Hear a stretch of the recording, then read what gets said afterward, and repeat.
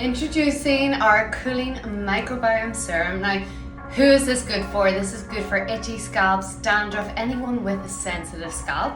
And now I'm going to show you how to use it. So I've freshly washed my hair and we're going to just take a little pipette like that, and then you're going to apply it in sections to your hair. Just do like a little drop like that, kind of like sections, almost like you're colouring your roots. You want to take that kind of pattern. You can also spot treat this in areas where you have more sensitivity, where you maybe have more dandruff. If you need to add more product, you can just go through the back. A lot of the times I get a little sensitive around this crown area, so I might apply a little bit more there. And if you can't get to the back area, just add a little bit to the fingertips. You're going to massage this in, and instantly you can feel a cooling sensation. I can get the smell of like peppermint oil. It is so soothing, and by the time I've massaged this in, which probably takes about 30 seconds, I am going to feel this like instant relief, instant cooling sensation. It feels amazing. It takes away that itch,